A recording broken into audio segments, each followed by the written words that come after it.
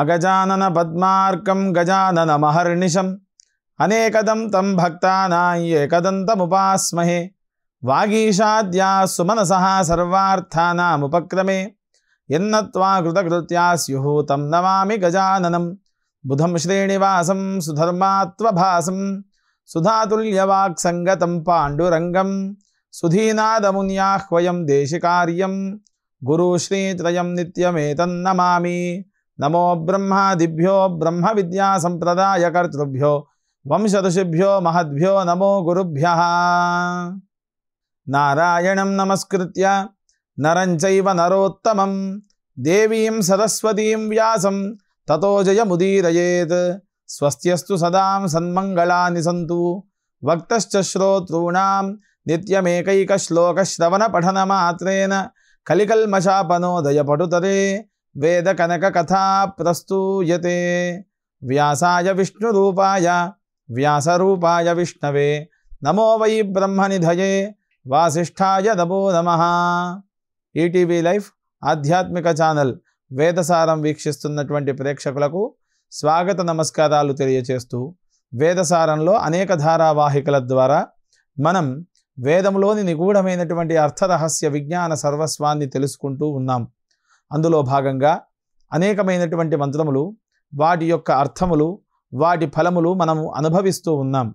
యథా వృక్షస్య సంపుష్పితస్య, ఏ చెట్టయితే పుట్టి దాని యొక్క పుష్పం పరిమళింపచేసి ఆ ప్రాంతమంతా సుగంధభరితంగా చేస్తూ ఉంటుందో, అలాంటి వేదము ఈ భారత భూమిపైన, ఈ వేదములనేటువంటివి శృతి ప్రమాణముగా శబ్దస్వరూపముగా వ్యాపించి ఉన్నాయి ఈ భూమిపైన ఈ యొక్క వేదములన్నీ. ఆ వేదములోని తలమానికమైనటువంటి వేదం యజుర్వేదం. ఆ యజుర్వేదంలోని అనేకమైనటువంటి యజుస్సులు, అనువాకములు, మంత్రములు, రుక్కులు ఇవన్నీ కూడా మనము ఆస్వాదిస్తూ ఉన్నాం. అందులో ఉండేటువంటి మంత్రములన్నీ కూడా మనం పఠనము మననము చేసుకుంటూ ఉన్నాం. అసలు మనిషి అనుష్ఠానం చేయాల్సినటువంటి లక్షణాన్ని మనకు తైత్తిరీయ యజుశాఖ బ్రాహ్మణం తెలుపుతూ ఉంది. యత్ పుణ్యం నక్షత్రం తద్వట్కుర్వీతోపవ్యుషం యదా వై సూర్య ఉదేతి అథ నక్షత్రం నైతి యావతి తత్ర సూర్యో గచ్చేత్ యత్ర జఘన్యం పశ్యేత్. సూర్య పరమాత్మ ఉదయాత్ పూర్వము శుక్రోదయం నుండి సూర్యోదయం వరకు కూడా వ్యాపించి ఉన్నటువంటి నక్షత్ర మండలంలో నుండి అలా పైకి జనాలనందరినీ కూడా ఉత్తేజపరచుటకై ఉదయిస్తూ ఉంటాడు. ఆయన ఎలా వస్తున్నాడు? యత్ర జఘన్యం పశ్యేత్, ఈ జగత్తునంతా కూడా చూడడానికై వస్తూ ఉన్నాడు పరమాత్మ అయినటువంటి సూర్య భగవానుడు. ఆ సూర్య భగవానుడు ఎవరితో సమానమైనటువంటి వాడు? ఆదిత్యో వా ఏష ఏతన్ మండలం తపతి తత్రతారుచస్తృచా మండలగు సరుచాం. ఋగ్వేద అభిమాని అయినటువంటి సాక్షాత్తు పరమాత్మ అయినటువంటి ఆదిత్యుడు, సూర్యుడు, సూర్యనారాయణుడు అనేటువంటి నామంతో మనం వ్యవహరించవచ్చు. అలాంటి సూర్య పరమాత్మ సాక్షాత్తు ఈ రుద్రాధ్యాయానికి ప్రధానమైనటువంటి దేవత అవుతున్నాడు. అసావాదిత్యో దేవత అని అంటున్నాము. అసావాదిత్యుడైనటువంటి ఆ దేవత ఎవరైతే సూర్యుడు ఉన్నాడో, ఆ సూర్యుడు ఈ రుద్రాధ్యాయానికి ప్రధానమైనటువంటి దేవుడు అవుతున్నాడు. ఆ ఆదిత్య మండలం ఏ రకంగా ఉంది అని అంటే, కః కింకం తత్ సత్యమన్నమృతో జీవో విశ్వః కథమస్వయంభూ బ్రహ్మైతదమృత ఏష పురుష ఏష భూతానాం అధిపతిర్బ్రహ్మణః సాయుజ్యతాం సలోకతామాప్నోతి. వృత్తాకారంలో ఉంది ఈ యొక్క ఆదిత్య మండలం అంతా కూడా. ఆ ఆదిత్య మండలం అంతా అగ్నిఖిలలు వెదజల్లుతూ ఉంది. అలాంటి అగ్నిఖిలలు వెదజల్లేటువంటి సూర్య పరమాత్మ ఈ రుద్రాధ్యాయానికి ప్రధాన హేతుభూతమైనటువంటి వ్యక్తి, దేవత, అభిమాన దేవత అవుతూ ఉన్నాడు. అలాంటి సూర్యాభిమాన దేవత అయినటువంటి ఈ రుద్రాధ్యాయం సాక్షాత్తు పరమేశ్వరుని యొక్క తత్వము, రూపము, వాచ్యము, రుద్రుని యొక్క తత్వం అంతా కూడా మనకు చెబుతూ ఉంది. అలా ఈ రుద్రాధ్యాయం మొదటి అనువాకం నమస్తే రుద్రమన్యవ ఉతోత ఇషవే నమః. మన్యుస్వరూపమైనటువంటి వాడు, రుద్రస్వరూపమైనటువంటి వాడు, శివస్వరూపమైనటువంటి వాడు అయినటువంటి పరమాత్మ అయినటువంటి పరమశివుడికి నేను నమస్కరిస్తున్నాను అనేటువంటి వాక్యంతో ప్రారంభమవుతూ ఉంది రుద్రం. అలా ప్రారంభమైనటువంటి రుద్రం ప్రథమానువాకం పూర్తిగా కూడా ఆయన ధరించి ఉన్నటువంటి నగలు, ఆభరణములు, ఆయుధములు, తన యొక్క రూపము, వర్ణన ఇవన్నీ కూడా మనకు తెలియజేస్తూ ఉంది యజుస్సంహిత 4వ కాండలో ఉండేటువంటి రుద్రాధ్యాయం అంతా కూడా. అదే విధముగా రెండవ అనువాకానికి మనం వచ్చేసరికి నమో హిరణ్యబాహవే సేనాన్యే దిశాంచపతయే నమః. హిరణ్యబాహవే అనగా బంగారు వర్ణముతో కూడి ఉన్నటువంటి భుజస్కందములు కలిగినటువంటి వాడు. అలాంటి పరమాత్మ అయినటువంటి పరమశివుడికి నేను నమస్కారం చేస్తున్నాము. వృక్షాణాం పతయే నమః, కక్షాణాం పతయే నమః, మంత్రిణే నమః, వాణిజాయాయ నమః అంటూ ఇలా అన్యతర నమస్కారములు, ఉభయత్ర నమస్కారములు మనము చేస్తూ ఈ యొక్క రుద్రాధ్యాయాన్ని మనం నడిపించుకుంటూ ఉన్నాం. ఆ రుద్రాధ్యాయంలో మనం 6 అనువాకాలు పూర్తి చేసుకొని ఉన్నాం. ఇందులో రథకారేభ్య, రథేభ్య, కులాలేభ్య, కర్మారేభ్య, పుంజిష్టేభ్య, గణేభ్య అని అనేకమైనటువంటి పదములు ఈ రుద్రాధ్యాయంలో సంతరించుకున్నటువంటి అంశాలన్నీ కూడా మనం ముందు ధారావాహికలన్నీ కూడా చూసుకొని ఉన్నాం. అందులోనూ కులాలేభ్య, ఏ రథమైతే మనం చేస్తూ ఉన్నామో రథానికి సంబంధించినటువంటి కర్మలు అనగా ఆ చక్రములు తయారు చేసేటువంటి లక్షణాన్ని చేసేటువంటి వాడిని కులాలేభ్య అని అంటున్నాము. ఆ రూపంలో ఉండేటువంటి పరమాత్మ అయినటువంటి పరమశివుడికి నేను నమస్కరిస్తున్నాను. రథేభ్య, రథముగా ఉన్నటువంటి వాడు. రథపతిభ్య, రథానికి యజమానైనటువంటి వాడు. రథకారేభ్య, రథాన్ని తయారు చేసేటువంటి వాడు. అనగా ఈ యొక్క భూమిలో ఉండేటువంటి అణువున ఉన్నటువంటి పరమేశ్వరునికి నేను నమస్కరిస్తూ ఉన్నాను. అణువు కన్నా చిన్నవాడు, అన్నింటికన్నా మిన్నవాడు, కనకనమున ఉన్నవాడు.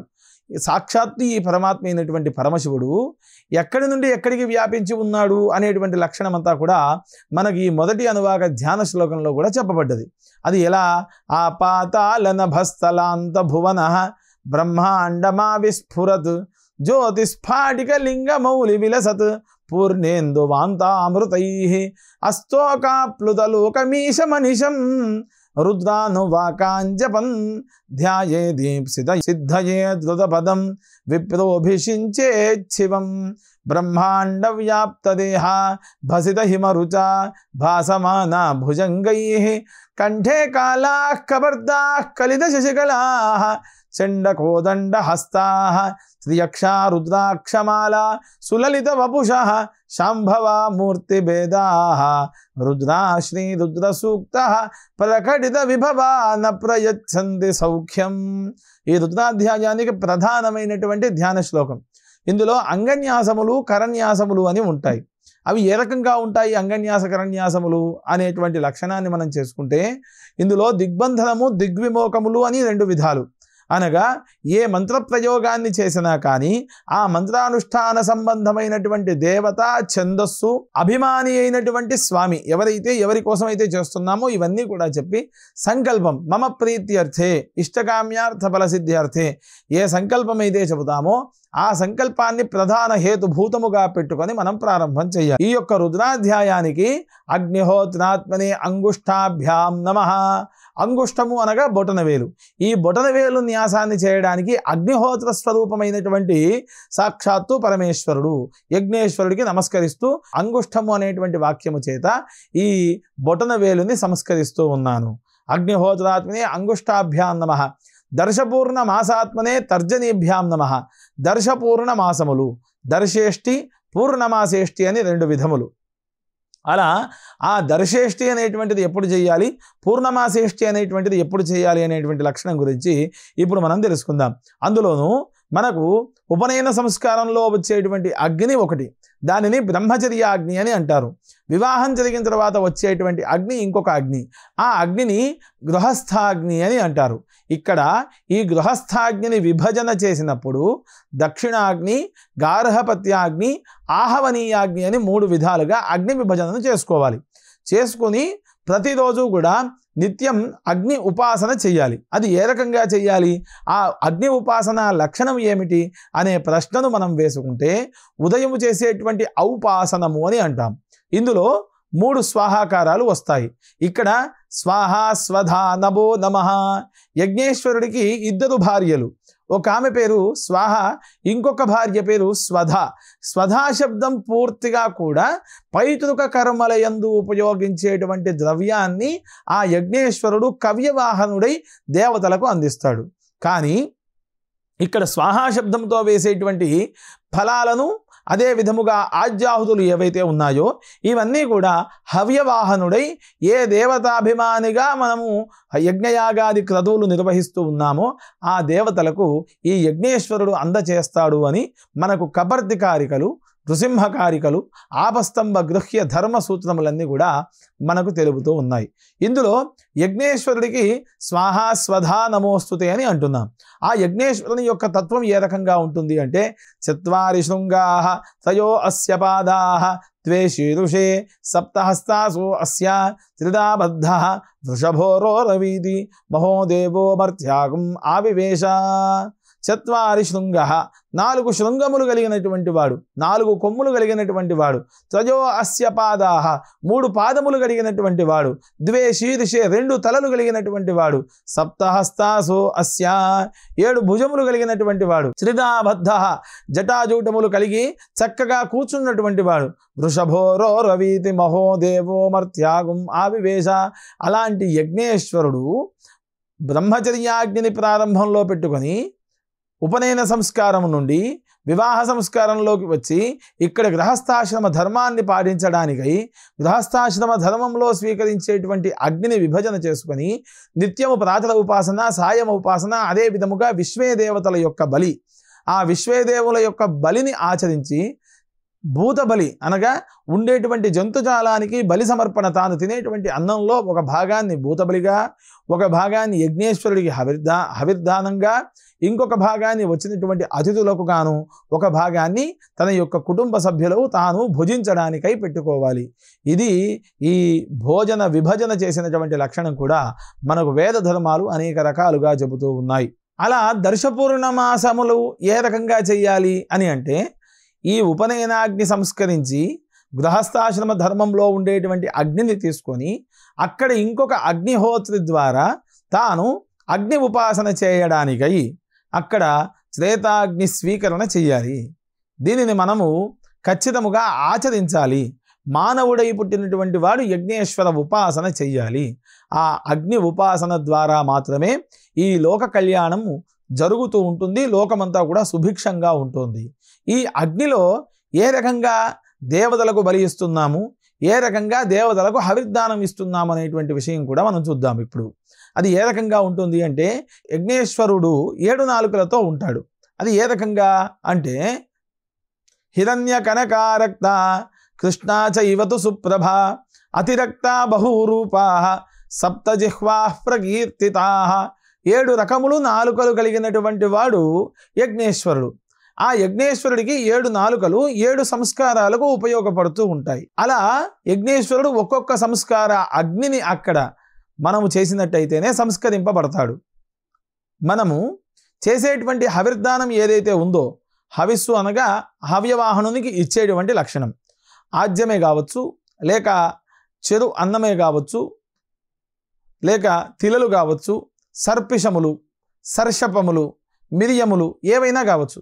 ఇవన్నీ కూడా యజ్ఞేశ్వరుడికి మనం ఆహుతిగా సమర్పిస్తూ ఉంటాం. అలాంటి ఆహుతులు సమర్పించినప్పుడు ఏ హోమమైతే మనం చేయదలుచుకున్నామో ఆ హోమ సంబంధమైనటువంటి సంకల్పం చెబుతూ ఉంటాం. ఇక్కడ యజ్ఞేశ్వరుడు వివాహే పశ్చిమా జిహ్వా జాతకర్మాణి మధ్యమ ఉపనీతోత్తరా జిహ్వా యామ్యా చ పితృకర్మణి ఐశాన్యాం శాంతి కర్మాణి ఆగ్నేయాం ఉగ్రకర్మసు పూర్వదిక్ సంస్కారార్థం ఏతజ్జిహ్వా ప్రలక్షణం. యజ్ఞేశ్వరుడి యొక్క నాలుకలు ఒక్కొక్క సంస్కారానికి ఒక్కొక్క విధముగా ఉపయోగపడుతూ ఉంటాయి. వివాహ సంస్కారం చేసినప్పుడు పశ్చిమ జిహ్వ, దానికి పేరు హిరణ్య అని పేరు. వివాహే పశ్చిమా జిహ్వ. జాతకర్మ అని మధ్యమ, మధ్యలో ఉండేటువంటి నాలుకకు పేరు కనక జిహ్వ. అది దేనికి ఉపయోగపడుతుంది అంటే జాతాది కర్మలు చేయడానికి ఉపయోగపడుతూ ఉంది. ఉపనీతోత్తరా జిహ్వ. ఈ ఉత్తరానికి ఉండేటువంటి నాలుక రక్తవర్ణంలో ఉంటుంది, ఉపనయనాది సంస్కారములకు ఉపయోగపడుతూ ఉంది. యామ్యాచ పితృకర్మణి. యామ్య జిహ్వ అనగా దక్షిణ భాగానికి ఉండేటువంటి నాలుక పైతృక కర్మలు, పితృకర్మలకు శ్రాద్ధాదులు పెట్టినప్పుడు ఉపయోగపడుతూ ఉంది. ఇలా ఒక్కొక్క నాలుకకు ఒక్కొక్క పేరుతో ఒక్కొక్క సంస్కారాన్ని మనం చేసుకున్నప్పుడు మాత్రమే ఈ అగ్ని ద్వారా దేవతలకు ద్రవ్యం ఇవ్వబడుతూ ఉంది. అలాంటి అగ్నిహోత్రాత్మకుడు దర్శపూర్ణమాసాత్మకుడైనటువంటి రుద్రుడు. ఈ దర్శపూర్ణమాసేష్ఠులు ప్రతి అమావాస్య తెల్లవారి వచ్చేటువంటి పాడ్యమి, పౌర్ణమి తెల్లవారి వచ్చేటువంటి పాడ్యమికి దర్శేష్ఠి, పూర్ణమాసేష్ఠి అనేటువంటి విధానముగా ఆచరించేటువంటి విధానం, ఒక లక్షణం ఉండేటువంటిది. ఆశ్రావయ అస్తుశ్రౌషట్ అనేటువంటి పదాలు చెవులకు ఇంపుగా ఉండేటట్టుగా అనేకమైనటువంటి వైదికాన్ని అభ్యసించినటువంటి వ్యక్తులు, వేదాభిమానులు అందరూ కూర్చొని దేవతలకు ప్రతి పౌర్ణమి తెల్లవారి వచ్చేటువంటి పాడ్యమి రోజున, అదే విధముగా అమావాస్య తెల్లవారి వచ్చేటువంటి పాడ్యమి రోజున అర్పించేటువంటి వాళ్ళు. అలా ఆ దర్శేష్ఠి, పూర్ణమాసేష్ఠి తత్వము కలిగినటువంటిది ఈ రుద్రం. ఆ రుద్రానికి ఈ దర్శపూర్ణమాసాత్మకమైనటువంటి దానితో తర్జనీభ్యాం నమః, తర్జనము అనగా చూపుడు వేలు యందు ఆవాహన చేసి సంస్కరిస్తూ ఉన్నాం. చాతుర్మాస్యాత్మనే మధ్యమాభ్యాం నమః. ఇందులో చాతుర్మాస్య యజ్ఞము అని ఒక యజ్ఞం ఉంది. అది ఏ రకంగా ఉంటుంది అంటే, యతి చాతుర్మాస్యము వేరు, గృహస్థాశ్రమ ధర్మములో చేయాల్సినటువంటి చాతుర్మాస్య యజ్ఞము వేరు. అనేకమైనటువంటి చాతుర్మాస్యములు ఉన్నాయి. దక్షిణాయన ప్రారంభ కాలము నుండి 2 నెలలను కనుక ఆచరించినట్టయితే దీనిని చాతుర్మాస్యము అని అనవచ్చు. లేదా నిత్యము వైదిక కర్మలలోనే ఉంటూ వైదికమే వృత్తిగా జీవించేటువంటి వాడు 4 నెలలు, 2 నెలలు, పక్షములు, వారములు, దినములు, యామములు తాను సంస్కరింపబడ్డటువంటి లక్షణ మంత్రముల చేత పారాయణం చేసినటువంటి వాడు చాతుర్మాస్య యాగం చేసినటువంటి ఫలాన్ని అనుభవిస్తూ ఉంటాడు. అలా చాతుర్మాస్యాత్మనే మధ్యమాభ్యాం నమః. చాతుర్మాస్య ఫలము రావాలి అంటే కూడా ఈ రుద్రాధ్యాయ పారాయణ శ్రవణం చేయాలి. అందుకని ఈ రుద్రము చాలా ఉత్కృష్టమైనటువంటిది అని మనకు పెద్దల నుండి వచ్చినటువంటి విషయాన్ని మనం అర్థం చేసుకోవచ్చు. తర్వాత అనామికము. అనామికము అనగా ఉంగరపు వేలు. ఈ ఉంగరపు వేలును నిరూఢ పశుబంధాత్మనే అనామికాభ్యాం నమః అని అంటాం. నిరూఢ పశుబంధము యజ్ఞములలో అగ్నిష్టోమ ముఖ్యమతి రాత్రమృచ ఏతా వై వ్యాహృతయ ఇమే లోకాః. అగ్నిష్టోమము, ముఖ్యము, అతిరాత్రము, శాంతపనము, వాజపేయము, పౌండరీకము, అశ్వమేధము అనేటువంటి ఉత్కృష్టమైనటువంటి యజ్ఞాలు చాలా అద్భుతముగా ఉన్నాయి. అవి దీక్షలతో చేయాల్సినటువంటివి. అందులోనూ నిరూఢ పశుబంధ యజ్ఞము అనేటువంటిది కూడా ఒక యజ్ఞము ఉంది. ఆ యజ్ఞాన్ని ఆచరించవలెను. మనిషి జీవితంలో ఒక్క సోమయాగాన్నైనా తాను చూడాలి. అలా ఆ పశుబంధ సోమయాగాన్ని మనకు నిరూఢాగ్నితో కూడినటువంటి ఆ పశుబంధ సోమయాగం ఏదైతే ఉంటుందో దానికి సరి సమానమైనటువంటి రుద్రాధ్యాయానికి చేసేటువంటి కరన్యాసములలో అనామికము అనేటువంటి ఈ వేలు సూచిస్తూ ఉంది. అందుకని అంగన్యాస కరన్యాసములు కూడా పూర్తిగా వేదోక్తమైనటువంటి ధర్మ మార్గములో ఉన్నటువంటి అనేక యజ్ఞములను సూచిస్తూ ఉన్నాయి. జ్యోతిష్టోమాత్మనే కనిష్ఠికాభ్యాం నమః. జ్యోతిష్టోమ సోమయాగం, అగ్నిష్టోమము, ఉక్థ్యము, హతిరాత్రము, శాంతపనము, వాజపేయము, పౌండరీకము, అశ్వమేధములు ఏవైతే ఉన్నాయో జ్యోతిష్టోమ, అగ్నిష్టోమములు అనేటువంటి యజ్ఞములు కూడా ఆ విధంగానే ఉన్నాయి. ఇవి మొత్తము కూడా సప్త హవిరి యజ్ఞములు, సప్త పాక యజ్ఞములు అని శ్రౌతకాండలో చెప్పబడ్డవి. శ్రౌత, స్మార్త, అదే విధముగా వేద వైదికమైనటువంటి యజ్ఞయాగాది క్రతువులు నిర్వహించడానికి అనేకమైనటువంటి ధర్మ మార్గములు వేదములలో అనేకముగా చెప్పబడ్డాయి. ఆ మార్గములన్నీ కూడా ఈ రుద్రాధ్యాయము నుండే ప్రారంభమవుతూ ఉన్నాయి. ఈ రుద్రం ఎవరైతే చదువుతూ ఉంటారో జీవితంలో రోదనములు అనేటువంటివి ఎట్టి సమయములలో కూడా రావు. ప్రశాంతమైనటువంటి వాతావరణం, ప్రశాంతమైనటువంటి సౌమనస్యం, ఎదుటి వ్యక్తి వల్ల ఎలాంటి ఇబ్బందులు కూడా మనకు రుద్రుడు రానివ్వడు. అలాంటి రుద్రాధ్యాయంలో 6 అనువాకాలు మనం పూర్తి చేసుకొని ఉన్నాం. 7వ అనువాకంలో ఈ అనువాకానికి సంబంధించినటువంటి ప్రధానమైనటువంటి ఋషి హేమకోశ ఋషి. ఈ హేమకోశ ఋషి ఈ యొక్క 7వ అధ్యాయాన్ని పూర్తిగా తాను అనుష్ఠానం చేసి మానవ ప్రపంచానికి అందించినాడు. ఆయన అనుష్ఠానం చేసినటువంటి విధానంలో ధ్యాన శ్లోకాన్ని ఈ రకంగా ఉంది. జటాభిః లంబమానాభిః నృత్యంతమభయప్రదం దేవం శుచిస్మితం ధ్యాయేత్ వ్యాఘ్రచరమ పరిష్కృతం. వేలాడుతున్నటువంటి జడలతో ఉన్నటువంటి వాడు. జటాభిః లంబమానాభిః, ఈ జటలు ఏ రకంగా ఉన్నాయి అని అంటే పూర్తిగా మోకాళ్ళ కంటే కింది భాగముగా ఉన్నాయి అట. అలా ఉన్నటువంటి అభిమాన దేవత అయినటువంటి పరమేశ్వరుడు జటాభిహి లంబమానాభిహి, జటాజూటము కలిగినటువంటి వాడు, జటలు మోకాళ్ళ వరకు కూడా ఉన్నటువంటి వాడు. ఆ విధముగా ఉన్నటువంటి పరమాత్మ నృత్యం చేస్తూ ఉన్నాడు. నృత్యంతమభయప్రదం, నృత్యం చేస్తూ అభయాన్ని ఇస్తూ ఉన్నాడు జనాలందరికీ కూడా. ఆ విధముగా మందహాసముతో ఆశీర్వదిస్తూ ఉన్నాడు ఈ యొక్క అనువాకాభిమాని దేవత అయినటువంటి పరమాత్మ అయినటువంటి పరమశివుడు అని హిరణ్యకోశుడు అనేటువంటి ఋషి ధ్యానించినాడు 7వ అనువాకానికి గాను. వ్యాఘ్రచర్మ పరిష్కృతం, వ్యాఘ్రచర్మాన్ని తాను ఆసనంగా వేసుకున్నటువంటి వాడు. పులి చర్మాన్ని ఆసనంగా వేసుకున్నాడు, గజ చర్మాన్ని ధరించినాడు, నాగుపాములను కంఠాభరణంగా ధరించి ఉన్నాడు. జడలు కట్టుకొని ఉన్నటువంటి మిగిలినటువంటి జడలన్నింటినీ కూడా విడిచిపెట్టి నృత్యం చేస్తూ ఉన్నాడు. గంగ అభిషేకిస్తూ ఉంది. ఈ విధమైనటువంటి పరమాత్మ అయినటువంటి పరమశివుణ్ణి 7వ అనువాకానికి గాను హిరణ్యకోశుడు అనేటువంటి ఋషి ధ్యానిస్తూ ఉన్నాడు. ఈ విధముగా ధ్యానించి మొత్తముగా పరోక్షకృత అన్యకృత నమస్కారములు ఉన్నటువంటి అనువాకం ఈ 7వ అనువాకం. ఇందులో 16 యజస్సులతో అత్యద్భుతంగా మొదటి యజస్సు నమో దుందుభ్యాయ చ హనన్యాయ చ, దుందుభి, భేరి, మృదంగము అనేటువంటి లక్షణాలు కొన్ని ఉన్నాయి. పరమాత్మ అయినటువంటి పరమశివుడు పూర్తిగా కూడా నృత్యం చేయడానికి అనువుగా ఉండేటువంటి ధ్వనులను ఆస్వాదిస్తూ ఉంటాడు. అందులోనూ మొదటి ధ్వని భేరి, దుందుభి అనేటువంటివి 2.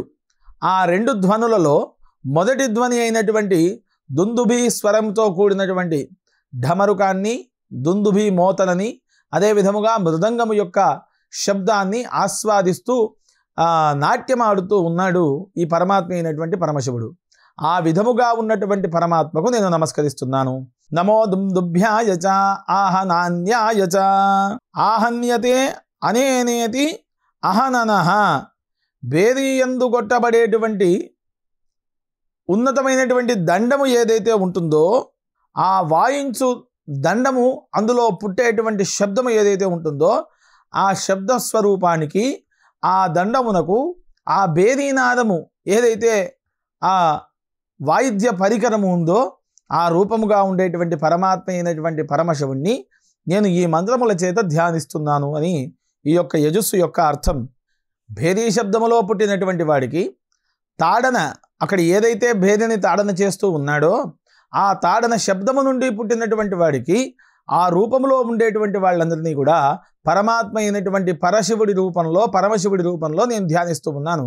అలాంటి వారికి నేను నమస్కరిస్తున్నాను అని ఈ 7వ అనువాకంలో మొదటి యజస్సు యొక్క లక్షణం. ఇక్కడ దుందుభి అనేటువంటి శబ్దాన్ని మనం అనేక రకాలుగా తీసుకోవచ్చు. ఈ కృష్ణా నదికి ఉపనది ఈ దుందుభి నది.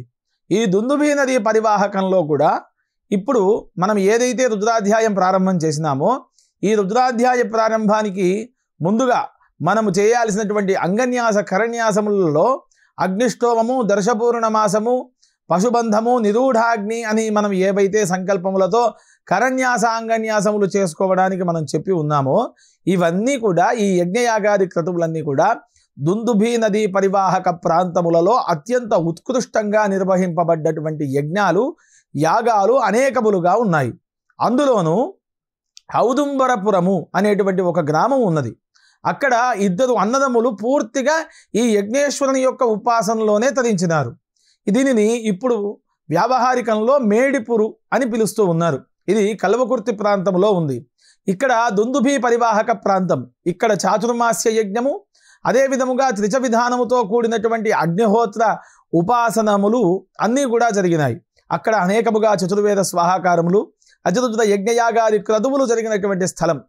పక్కకు ఉండేటువంటి అనేక గ్రామాలు, అంటే ఈ దుందుభి నదీ పరివాహక ప్రాంతం ఏదైతే ఉంటుందో ఆ పరివాహక ప్రాంతములలో కూడా అనేకమైనటువంటి ఉత్కృష్టమైనటువంటి యజ్ఞయాగాది క్రతువులు, అగ్నిహోత్ర కార్యములు జరిగినటువంటి స్థలములుగా మనకు అనేక విధాలుగా పెద్దలు చెప్పినటువంటి విషయాన్ని మనం తెలుసుకోవాలి.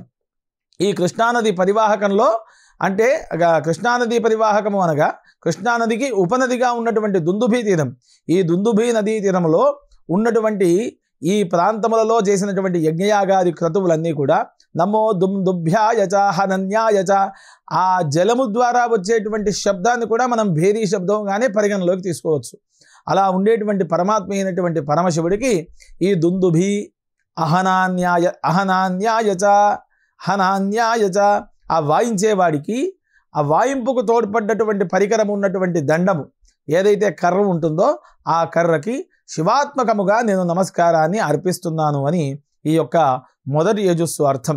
ఈ 7వ అనువాకాన్ని ఎవరైతే పఠన స్మరణ మనన చేస్తూ ఉంటారో వారికి మేధోపరమైనటువంటి శక్తి, ఐశ్వర్యములు ఇవన్నీ లభిస్తాయి అని మనకు హేమకోశ ఋషి మనకు చెప్పినాడు.